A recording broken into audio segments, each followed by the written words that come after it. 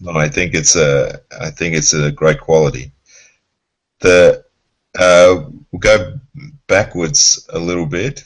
Um, want to talk about management of expectations and some things along those lines. And I wanted to touch specifically on something that you said earlier about sharing playing time, and that all 12 players are playing um, and contributing and feeling like they contribute. How easy is it, or how difficult, or how do you manage that within the group? Firstly, because some people think that they should be playing all the time, and then also with management and supporters, that you may not be putting your best team, or what they think your best team is, out in every match. We're specifically interested in how you rotate the players, how you use all the players, all 12 players, and how you manage that specific situation with supporters and management who maybe think you aren't always playing with the best team. I think you have to manage a problem before there's a problem. I mean with that, to management and supporters, like for sure management, you have to explain before how you are and how you work. Yeah, so they know what's the. Now I come back it's my basic starting point. I didn't like coaches in my time who were not using the guys on the bench, or were giving the guys only a chance when you were 2-0 and 23-15 behind, and then telling afterwards, I gave you a chance to play. I think you have to be before the problem. So I was before the problem if you explain management that you will work with 12 players who can be about equal, and you do the same to the players. On the day I ask a player, I always explain, I have no certainty, I have no starting six, I have a group of players, and if you're very good you play all the games, but if you are sometimes not super in one aspect, you will not play all the games. If I have a player who's so good that he's the best passer, server, blocker, defender, and so on, there's not so much chance I will change him, only when he's getting tired or to save him for one other reason. Otherwise we always play, but for the most, I think that you will always find that's the same like about my staff principle. From the guys standing on the side, I think you can always find one quality where they are better than one of those 7 starting guys. If one of the guys on the side, they need it. If they don't have it, you have a problem. Yeah. Yep.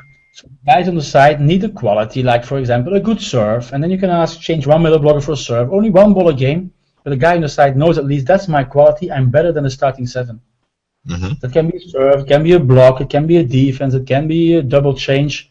There's so many aspects where you can think, or it can be coming in on crucial moments, difficult games. There's so many things you can convince a player that he's doing well and that he can help the team, and it makes, in my eyes, it easier to train. You have guys who are motivated. It's one of my goals always, like, can I keep my whole team, all my players, can I keep my players happy till the end of the season? And that is one of those big challenges. How happy can I keep them? I was writing it yesterday. I'm happiness coach. That was a better word for me. Keeping my players happy. I find it very important. Like now, I get better and better on this. Like in Poland, after the last game, I think from my 15 players, 14 were really happy with the season. Only one guy was. This one guy was also playing almost nothing the whole season. Had a very small role, and that you see that the role in the team, what he can do on games, gives players a certain happiness for the team. And if they know their role and you can explain them, and the guys on the court, it's also that, like it's not so easy. Guys has to be changed. Nobody wants to be changed.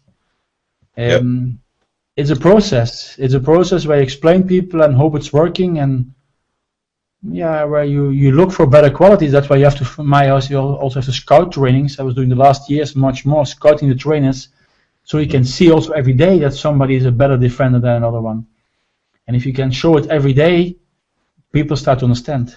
I think it's about showing explanation and not pushing too hard, but still doing it. I believe everybody get involved in the game. So, happiness coach. I like that word. I can use that. To have this kind of a group feeling being inside the team, do you think that it's better for players to play a little bit in every match, even if it's just 2 or 3 points, or to play a whole match once a month, for example? I think the first one. You have to have the players every game involved. So I'm the guy. I don't know how many changes you have. Six in a set, and if you have 5 games, 30, I will be over 20 for sure in a game always. And so I use my players a lot, even only for 1 ball or 2 balls to play, so that that they are getting used to have playing time. Like that, if it's coming to a crucial game, they are prepared to play this 1 ball. Like this year in Poland, the competition was very tough. So I think I was starting like 80% of the games with the same starting team, and there were guys who were playing really 95%, what was a lot for me. But still, all the guys were playing. Yep. All the guys were feeling that they were sometimes doing something for the team. Yeah, it's not easy to explain to a player you're doing something for the team if you train good. It's also true. It's complete. I agree with coaches who tell this. It's completely true if you have a good training, but everybody wants this spotlight, I think, to be somewhere, some moment in the spotlight.